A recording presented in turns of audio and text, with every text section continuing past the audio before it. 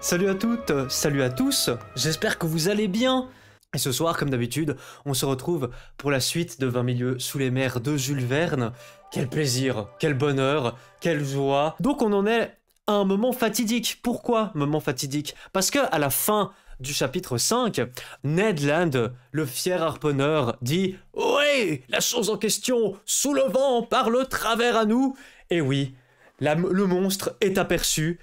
C'est donc le début de ce chapitre 6 qui va nous dire est-ce que c'est vraiment le monstre en question ou pas. Donc, chapitre 6, première partie de l'ouvrage de Jules Verne, 20 milieux sous les mers, intitulé « À toute vapeur ». À ce cri, donc le cri de Ned Land, l'équipage entier se précipita vers le harponneur, commandant, officiers, maîtres, matelots, mousses, aux ingénieurs qui quittèrent leur machine, jusqu'aux chauffeurs qui abandonnèrent leurs fourneaux. L'ordre de stopper avait été donné, et la frégate ne courait plus que sur son air. L'obscurité était profonde alors, et quelque bons que fussent les yeux du Canadien, je me demandais comment il avait vu et ce qu'il avait pu voir. Mon cœur battait à se rompre. Mais Ned Land ne s'était pas trompé, et tous, nous aperçûmes l'objet qu'il indiquait de la main. À 2 encablures de l'Abraham Lincoln et de sa hanche de tribord, la mer semblait être illuminée par-dessus. Ce n'était point un simple phénomène de phosphorescence, et l'on ne pouvait s'y tromper. Le monstre, immergé à quelques toises de la surface des eaux, projetait cet éclat très intense, mais inexplicable, que mentionnaient les rapports de plusieurs capitaines. C'est vrai qu'au début, au premier chapitre, lorsqu'on mentionne la potentielle existence de quelque chose, etc., il est fait mention du fait que cette chose est phosphorescente et projette une lumière un peu bizarre et un peu intense. Cette magnifique irradiation devait être produite par un agent d'une grande puissance éclairante. La partie lumineuse décrivait sur la mer un immense ovale très allongé, au centre duquel se condensait un foyer ardent dont l'insoutenable éclat s'éteignait par dégradations successives. « Ce n'est qu'une agglomération de molécules phosphorescentes », s'écria l'un des officiers. « Non, monsieur », répliquai-je avec conviction. Jamais les Folades ou les Salpes ne produisent une si puissante lumière, voyons, tu sais pas ce que c'est, mais moi je te l'apprends. Cet éclat est de nature essentiellement électrique. D'ailleurs, voyez, il se déplace, il se meut en avant, en arrière, il s'élance sur nous. Mais attendez, mais c'est quoi ces conneries? C'est quoi un Folade? Oula. Les Folades sont des mollusques bivalves marins dits térébrants. Ils sont parfois appelés dailles. Les salpes sont des animaux gélatineux, n'appartenant pas au groupe des méduses, mais à un embranchement voisin des vertébrés. Mais ça ressemble à quoi, ce truc? Parce que ça, c'est un peu bizarre, hein. Oula, ça a l'air tout... Ça a l'air tout bizarre, hein. Tu le vois dans l'eau, tu sors de l'eau, hein. Tu sors de l'eau instantanément, même s'il fait 37 degrés à l'extérieur, tu sors, hein. C'est quoi ce truc? Oh là là, c'est beau, hein. C'est un peu sombre. C'est un peu sombre, mais bon, ça, je pense, c'est aussi l'image, etc. Mais alors, on voit quand même très bien. On voit ce monstre immergé à quelques toises, hein. Et puis là, on a une embarcation. Alors, est-ce qu'ils vont y aller en bateau pour aller observer le truc? Non, mais ils sont complètement malades. Ils sont complètement fous, en fait. La gravure est super sombre dans mon livre de base aussi, ouais, c'est pour ça. C'est pour ça. D'ailleurs, voyez, il se déplace, il se meut en avant, en arrière, il s'élance sur nous. Un cri général s'éleva de la frégate. Là, on a Ned Land qui fait « Ah! Mon Dieu, silence !» dit le commandant Farragut. La barre au vent, toute machine en arrière. Les matelots se précipitèrent à la barre, les ingénieurs à leur machine. La vapeur fut immédiatement renversée et l'Abraham Lincoln, abattant sur bâbord, à gauche, décrivit un demi-cercle. « La barre droite, machine en avant !» cria le commandant Farragut. Ses ordres furent exécutés et la frégate s'éloigna rapidement du foyer lumineux. Je me trompe. Elle voulut s'éloigner, mais le surnaturel animal se rapprocha avec une vitesse double de la sienne. Sympa.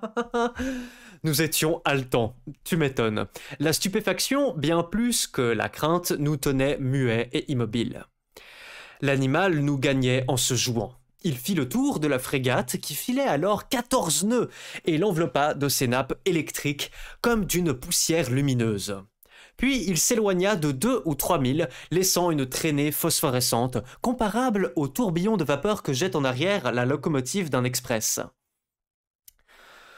Ok, Tout d'un coup, des obscures limites de l'horizon, où il alla prendre son élan, le monstre fonça subitement vers l'Abraham Lincoln avec une effrayante rapidité, s'arrêta brusquement à 20 pieds de ses précintes, s'éteignit, non pas en s'abîmant sous les eaux, puisque son éclat ne subit aucune dégradation, mais soudainement, et comme si la source de ce brillant effluve se fût subitement tarie. D'accord, c'est on-off quoi, c'est on-off. On allume et on éteint la lumière. C'est bizarre quand même un petit peu, hein. Alors, il y a juste un magnifique mot ici, préceinte. Enceinte épaisse et métallique ceinturant un bâtiment.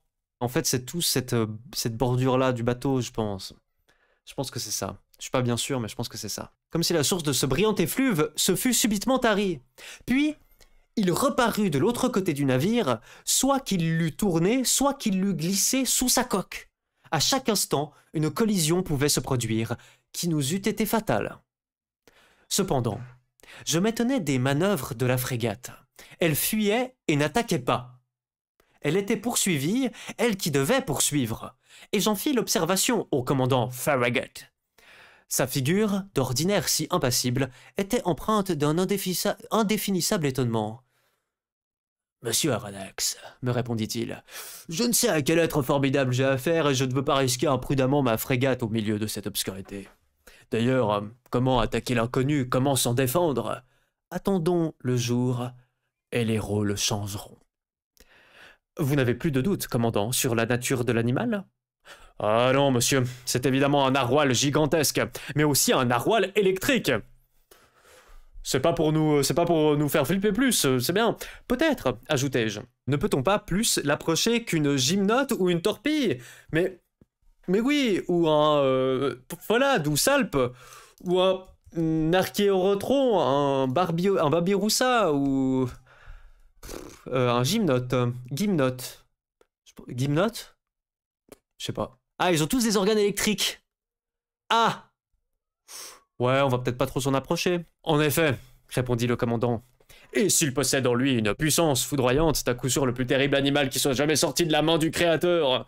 C'est pourquoi, monsieur, je me tiendrai sur mes gardes. Merde! Ouais, je panique, mais c'est parce que là, on est dans la sauce un peu. Hein. Tout l'équipage resta sur pied pendant la nuit. Personne ne songea à dormir. L'Abraham Lincoln, ne pouvant lutter de vitesse, avait modéré sa marche et se tenait sous petite vapeur.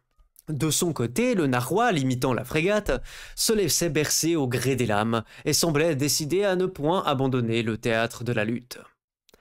Vers minuit, cependant, il disparut, ou, pour employer une expression plus juste, il s'éteignit comme un gros ver luisant. Avait-il fui? Il fallait le craindre, non pas l'espérer. Mais à 1h moins 7 minutes du matin, un sifflement assourdissant se fit entendre, semblable à celui que produit une colonne d'eau, chassée avec une extrême violence.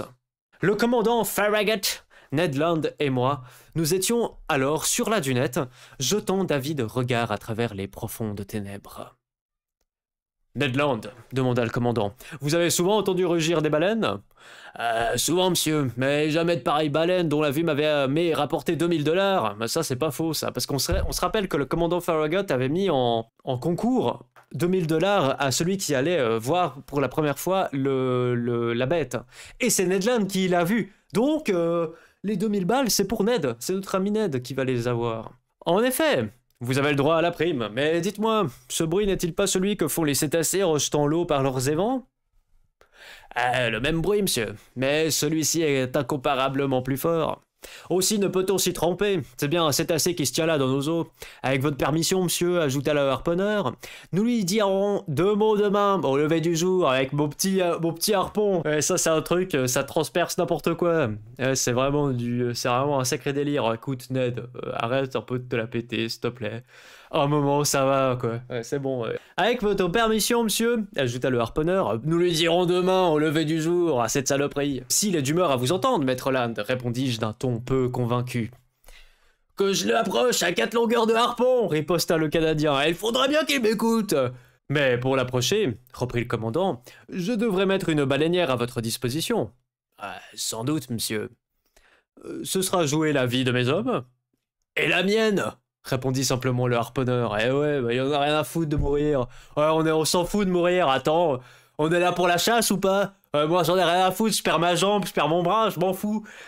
Et la mienne, répondit simplement le harponneur. Vers 2 heures du matin, le foyer lumineux reparut, non moins intense, à 5000 au vent de l'Abraham Lincoln. Malgré la distance, malgré le bruit du vent et de la mer, on entendait distinctement les formidables battements de queue de l'animal, et jusqu'à sa respiration haletante. Il semblait qu'au moment où l'énorme narwhal venait respirer à la surface de l'océan, l'air s'engouffrait dans ses poumons comme fait la vapeur dans les vastes cylindres d'une machine de 2000 chevaux. Pensais-je, une baleine qui aurait la force d'un régiment de cavalerie, bon, ce sera une jolie baleine. On est sur une baleine, tu le machin, quoi. On resta sur le qui-vive jusqu'au jour, et l'on se prépara au combat. Les engins de pêche furent disposés le long des bastingages. Donc c'est l'endroit où tu te tiens sur un bateau. Le second fit charger ses espingoles qui lancent un harpon à une distance d'1 mille et de longues canardières à balles explosives dont la blessure est mortelle même aux plus puissants animaux. Ned Land s'était contenté d'affûter son harpon, arme terrible dans sa main. Oh, j'imagine, tu vois vraiment l'image. Tu sais, t'as tous les gens qui sont en train de sortir les canons, les machins, qui sont en train de s'apprêter, ils mettent de l'armure comme ça. T'as Conseil qui refait les chaussures de Pierre Aronnax, et puis t'as juste Ned qui est là, en train de tailler son harpon comme ça, en train de regarder tout le monde. Il fait, de toute façon, moi j'ai rien besoin d'autre, moi. Moi je vais plonger dans l'eau et je vais lui refaire le portrait à cette saloperie. À 6 heures, l'aube commença à poindre. Et avec les premières lueurs de l'aurore, disparut l'éclat électrique du narwhal. À 7 heures, le jour était suffisamment fait, mais une brume matinale très épaisse rétrécissait l'horizon. Et les meilleures lorgnettes ne pouvaient la percer. De là, désappointement et colère. Bah oui! Pourquoi ils ont attendu la lumière du jour? Ils avaient la lumière du narwhal. Je me hissai jusqu'au bar d'artimon. Quelques officiers s'étaient déjà perchés à la tête des mâts. Et oui, pour essayer d'apercevoir la bête. Barre d'artimon, on se rappelle, hein, l'artimon, c'est le mât le plus petit d'un bateau. À 8 heures, la brume roula lourdement sur les flots, et ses grosses volutes se levèrent peu à peu. L'horizon s'élargissait et se purifiait à la fois. Soudain, et comme la veille, la voix de Ned Land se fit entendre. « La chose en question, par bâbord, derrière !» cria le harponneur. Tous les regards se dirigèrent vers le point indiqué, là, à 1 mille et demi de la frégate. Un long corps noirâtre émergeait d'1 mètre au-dessus des flots. Sa queue violemment agitée produisait un remous considérable. Jamais appareil caudal ne battit la mer avec une telle puissance. Un immense sillage d'une blancheur éclatante marquait le passage de l'animal et décrivait une courbe allongée. Caudal. De la queue, nageoire caudale, est le terme anatomique qui signifie queue ou qui fait référence à la partie inférieure du corps. Ok. La frégate s'approcha du cétacé. Je l'examinai en toute liberté d'esprit. Les rapports du Shannon et de l'Helvetia avaient un peu exagéré ses dimensions et j'estimais la longueur à 250 pieds seulement. Alors on rappelle un pied faisant 30 cm, 250 pieds, c'est quand même un beau bébé, hein. On va pas se mentir, un beau bébé de 70 cm, hein. Quant à sa grosseur, je ne pouvais que difficilement l'apprécier. Mais en somme, l'animal me parut être admirablement proportionné dans ses 3 dimensions. Pendant que j'observais cet être phénoménal, 2 jets de vapeur et d'eau s'élancèrent de ses évents et montèrent à une hauteur de 40 mètres, ce qui me fixa sur son mode de respiration. C'est donc le jet d'eau de Genève, le truc. J'en conclus définitivement qu'il appartenait à l'embranchement des vertébrés, classe des mammifères, sous-classe des monodelphiens, groupe des pisciformes, ordre des cétacés, famille... Ici, je ne pouvais encore me prononcer.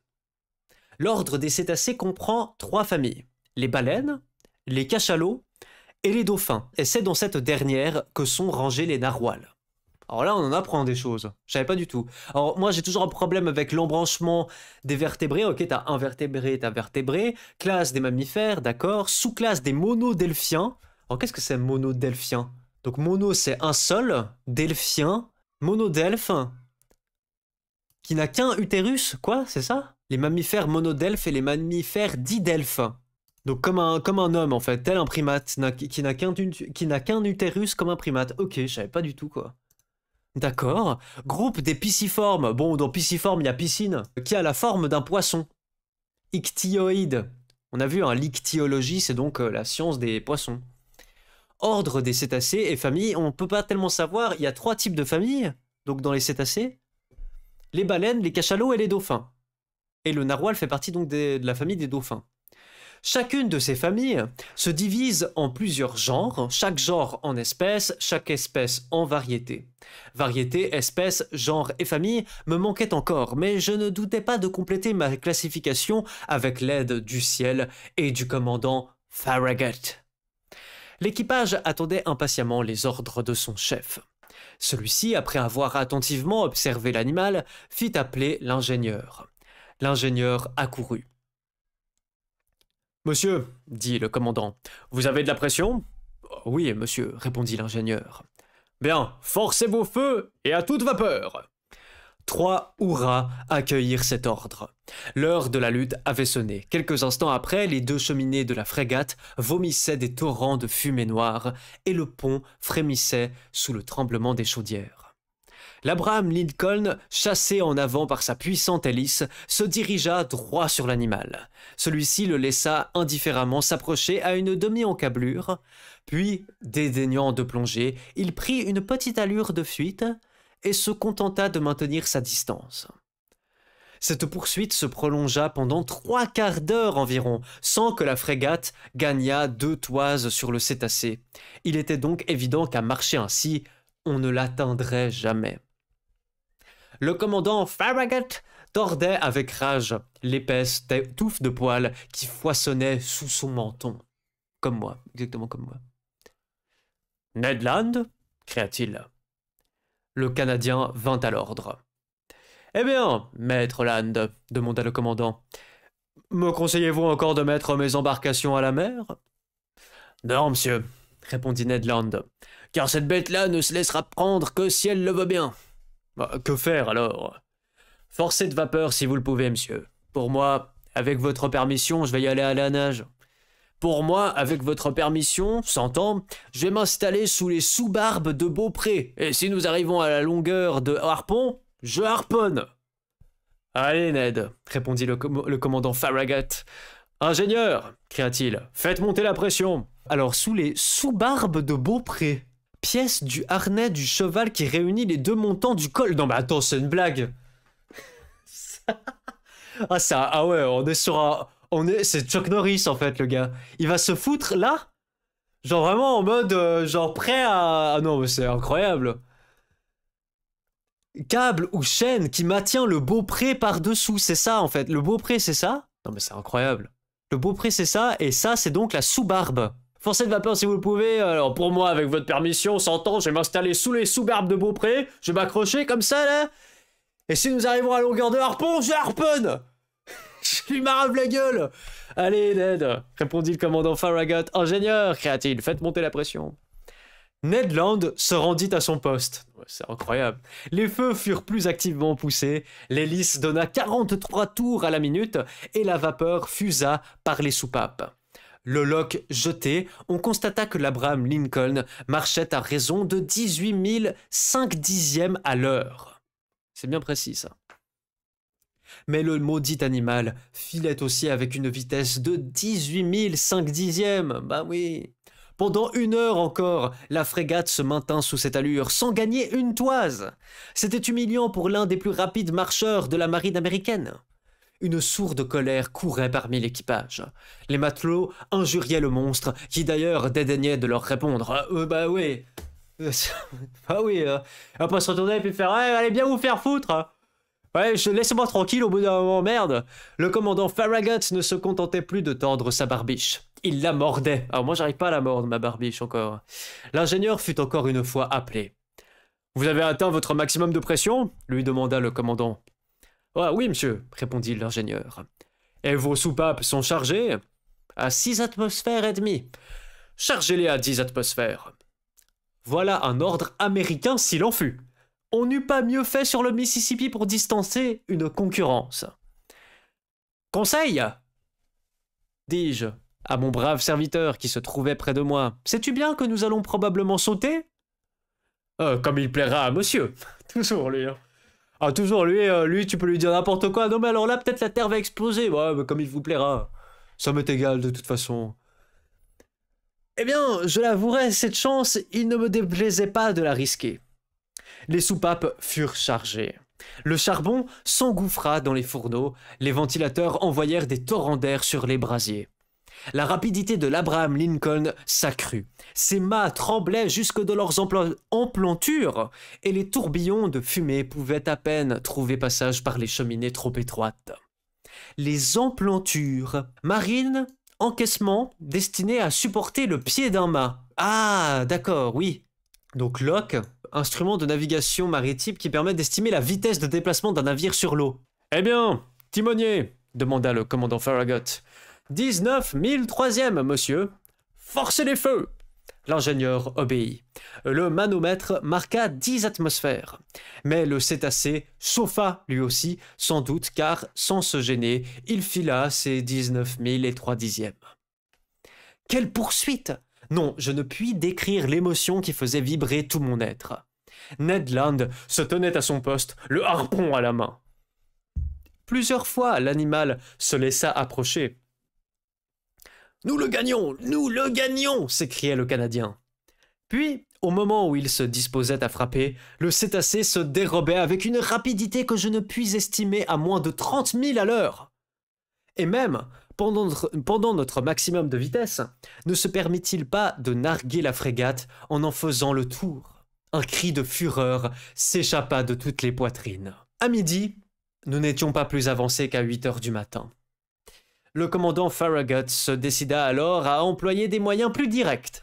« Ah, dit-il, cet animal-là va plus vite que l'Abraham Lincoln. Eh bien, nous allons voir s'il distancera ses boulets coniques. Maître, des hommes à la pièce de l'avant !» Putain, ça va carrément bombarder le truc. Non, mais vous êtes complètement tarés, ils sont complètement fous, les mecs. Le canon de Gaillard fut immédiatement chargé et braqué. Le coup partit, mais le boulet passa à quelques pieds au-dessus du cétacé qui se tenait à un demi-mille.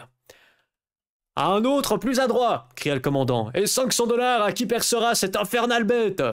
Non mais c'est horrible, c'est un assassinat. Un vieux canonnier à barbe grise, que je vois encore, l'œil calme, la physionomie froide, s'approcha de sa pièce, la mit en position et visa longtemps. Une forte détonation éclata, à laquelle se mêlèrent les hurrahs de l'équipage. Le boulet atteignit son but, il frappa l'animal. Mais non pas normalement, et glissant sur sa face arrondie, il alla se perdre à 2000 en mer. « Ah ça !» dit le vieux canonnier, rageant. « Ce gueux-là est donc blindé avec des plaques de 6 pouces !»« Malédiction !» s'écria le commandant Farragut.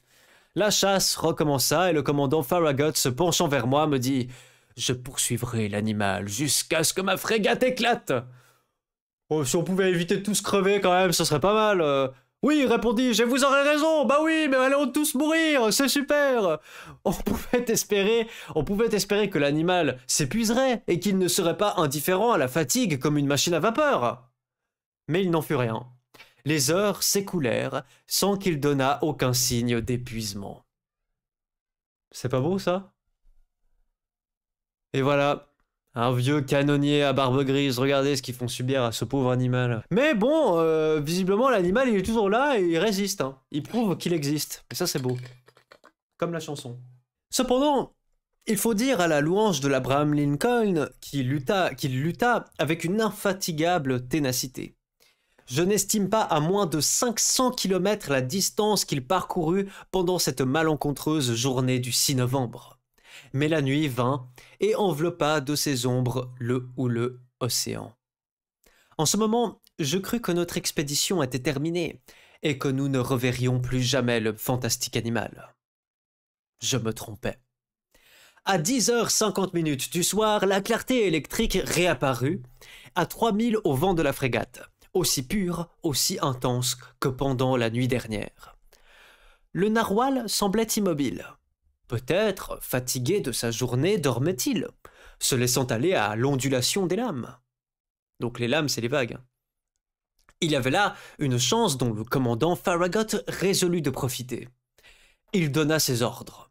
L'Abraham Lincoln fut tenu sous petite vapeur et s'avança prudemment pour ne pas éveiller son adversaire. Il n'est pas rare de rencontrer en plein océan des baleines profondément endormies, que l'on attaque alors avec succès. Et Ned Land en avait harponné plus d'une pendant son sommeil. Bah ouais, ça c'est vrai. Ouais, j'en ai buté, enfin au total, je sais pas à combien je dois être à 14 millions, enfin quelque chose comme ça.